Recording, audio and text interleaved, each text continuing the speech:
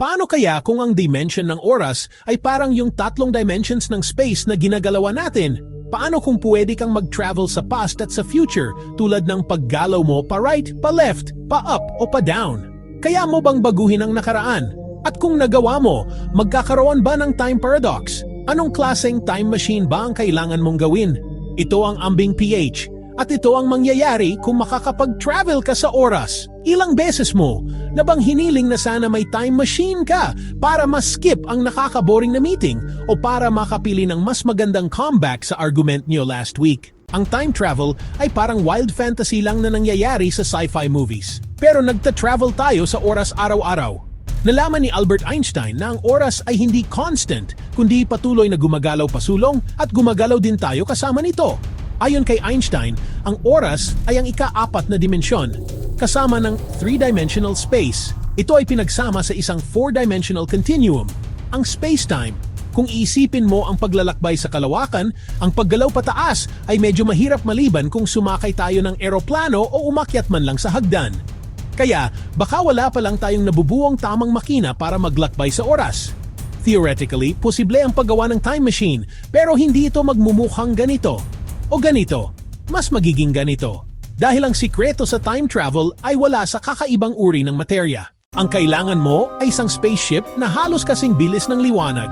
Tinuruan tayo ng theory of relativity ni Einstein na mas mabilis tayong gumalaw sa space, mas mabagal tayong gumagalaw sa oras. Ipagpalagay natin na nasa isang spaceship ka ang naglalakbay sa 99.9% ng bilis ng liwanag papunta sa isang posibleng tirahan na exoplanet. Mga 40 light years ang layo. Nakakita ka ng ilang primitive life forms at bumalik ka agad sa Earth para ibahagi ang iyong natuklasan. Pero pagbalik mo sa Earth, na-discover mo na ang lahat ng kasamahan mo ay matatanda na. Sa pananaw mo, mga 2 taon ka lang nawala. Pero para sa mga tao sa Earth, 80 taon ka nang nawala. Ang phenomenon na ito ay tinatawag na time dilation. Hindi ito malamang mangyari sa iyo dahil ang paglalakbay sa bilis ng liwanag ay hindi pa posible sa teknolohiya na meron tayo ngayon. Ang pinakamabilis na piloted vehicle na nagawa natin, ang Apollo 10, ay umabot sa bilis na 11,000 metro bawat segundo. Ang bilis na kailangan para sa time travel ay nasa 299 milyong metro bawat segundo. Bukod pa diyan, ang pag-accelerate sa bilis na iyon ay magdudulot ng napakalaking centrifugal force, isang puwersa na sisira sa iyo bago ka pa man makalapit sa bilis ng liwanag. Pero, may wormholes pa rin tayo. Hinulaan ni Einstein na ang mga theoretical tunnels na ito ay naglilink ng 2 magkaibang lugar at 2 magkaibang oras, isang shortcut sa ibang universe at ibang panahon. Ang problema sa wormholes ay napakaliit nila, 1 bilyong trilyonth lang ng 1 centimeter ang lapad. Walang tao ang makakadaan doon. Hirap na nga akong isuot ang jeans ko from last year, kung saan na lang makakuha tayo ng wormhole. Baka kaya nating palakihin ito. Imagine mo ang isang higanteng tunnel sa itaas ng Earth na patungo sa ibang planeta at theoretically, kung ilalagay natin ang magkabilang dulo ng wormhole sa isang lugar pero sa magkaibang oras, pwede tayong pumasok sa wormhole at lumabas sa malayong nakaraan. Pero may problema ang wormholes.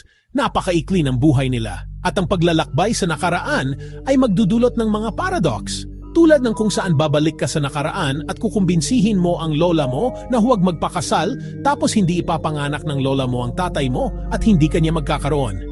Pero kung hindi ka nag-exist, sino ang bumalik sa nakaraan para kausapin ang lola mo na huwag pakasalan ng lolo mo? Ang oras ay linear. Pasulong lang ang takbo nito. Dahil doon, pwede lang tayong maglakbay sa hinaharap, hindi sa nakaraan. Sa katunayan, ang mga astronaut na nagtagal ng mga 1 taon sa International Space Station ay nabubuhay na ngayon sa hinaharap kumpara sa atin, kahit na 13 milliseconds lang sa hinaharap. Sila ang patunay na posible ang paglalakbay sa oras at baka ang mga wormhole ay makapagbukas ng isang buong magkaibang mundo kung saan ang mga batas ng physics ay gumagana sa iba't ibang paraan at posible ang paglalakbay sa nakaraan. Maglakas loob ka bang pumasok sa isang time machine nang hindi mo alam kung saan ka nito dadalhin? At kung may choice ka, saan ka pupunta at kailan?